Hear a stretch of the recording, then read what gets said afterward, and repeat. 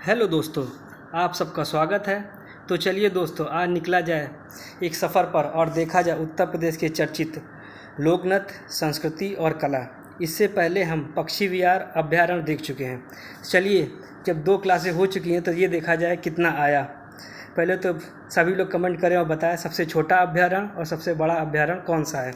ये जो क्लासें हैं यूपीपी को स्पेशली टारगेट करके बनाई जा रही है, जिससे कि आपके एग्ज़ाम से पहले जल्द से जल्द ये क्लासेस कंप्लीट की जा सकें और आपको एग्ज़ाम में ज़्यादा से ज़्यादा फ़ायदा किया जा सके। तो चलिए आज की क्लास स्टार्ट की जाए। तो आज है उत्तर प्रदेश के प्रमुख लोक नृत्य, कला एवं संस्कृति। तो आपको एक ख़ास बात यह है कि उत्तर प्रदेश के प्रमुख शास्त्रीय नृत्य जो हैं उसमें उत्तर प्रदेश का एकमात्र नृत्य है जो कथक है।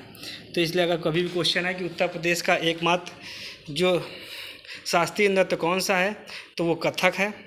चलिए तब आगे चला जाए। उत्तर प्रदेश के प्रमुख लोक नाटक। तो उत्तर प्रदेश का प्रमुख लोक नाटक है, उसमें जो पहला हमारा लोक नाटक है वो बुंदेलखंड क्षेत्र में आल्हा होती है।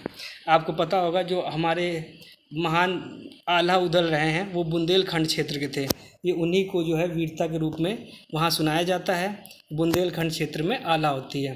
रासलीला, आपको पता होगा, इसको याद करने का तरीका ये कर सकते हैं। रासलीला ये कृष्ण जी से संबंधित है। तो अगर कृष्ण जी से संबंधित है तो ये कहाँ पे होगी? ब्रज क्षेत्र में। तो ब्रज क्षेत्र में क्या होती है? रासलीला। हमारी अगली होती है रामलीला। रामलीला भगवान श्री राम से संबंधित है। और भगवान श्री राम किस क्षेत्र के थे? अयोध्या के, अवध के।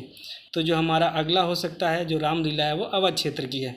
और हमारा आखिरी आता है इसमें लोक नाटक जो है वो होती है नौटंकी। यह पूर्वांचल क्षेत्र में होती है, लोक नाटक है। तो हम समझ सकते हैं कि उत्तर प्रदेश के प्रमुख लोक नाटक जो हैं बुंदेलखंड का आल्हा, ब्रज क्षेत्र का रासलीला, अवध क्षेत्र का रामलीला और पूर्वांचल का नौटंकी। चलिए दोस्तों, अब आगे देखा जाए क्या है। उत्तर प्रदेश के प्रमुख लोकगीत। जो रसिया जो लोकगीत होता है वो ब्रज में गाया जाता है। तो ब्रज क्षेत्र का प्रमुख लोकगीत कौन सा है? यह रसिया है।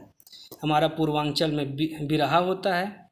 और जो सबसे ज़्यादा इम्पॉर्टेंट है कजरी, या मिर्ज़ापुर में, यह अधिकतर उत्तर प्रदेश के एग्ज़ाम में पूछा जाता है। कजरी किस क्षेत्र का या किस जगह का लोकगीत है? तो ये मिर्ज़ापुर का लोकगीत है कजरी हमारा।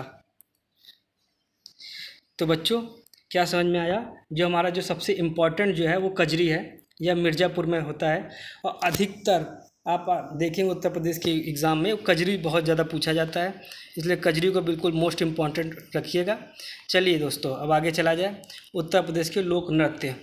इन नृत्यों में हमारा जो सबसे पहला है चरकुला। ये होता है ब्रजभूमि में। ब्रजभूमि में चरकुला होता है पहला। दूसरा जो होता है बुंदेलखंड क्षेत्र।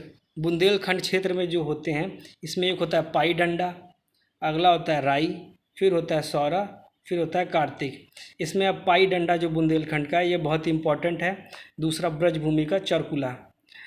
उसके बाद हमारा मिर्ज़ापुर और सोनभद्र क्षेत्र का कर्मा। जो मिर्ज़ापुर और सोनभद्र क्षेत्र का जो कर्मा है ये भी बहुत इंपॉर्टेंट है, ये बहुत ज़्यादा पूछा जाता है। अगला हमारा जौनपुर से होता है चौरसिया। और अवध एवं पूर्वांचल क्षेत्र में नटवरी होता है।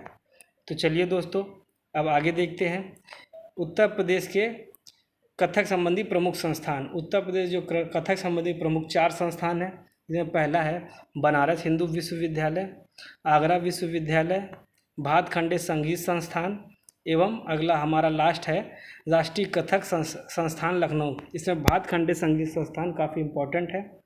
और जो हम बताएंगे जो हमारे संस्कृति संबंधित है, कुछ हमारे कलाकार हैं जिनको हम अगली क्लास में कवर करेंगे, जिससे कि आपका पूरा उत्तर प्रदेश की संस्कृति, कला और लोक नृत्य का टॉपिक कंप्लीट हो जाएगा। और उसके अलावा उत्तर प्रदेश में जो इस टॉपिक से अलग क्वेश्चन नहीं बनते हैं, बस यही क्वेश्चन बनेंगे। चलिए दोस्तों, तो आज की क्लास समाप्त की जाए और धन्यवाद।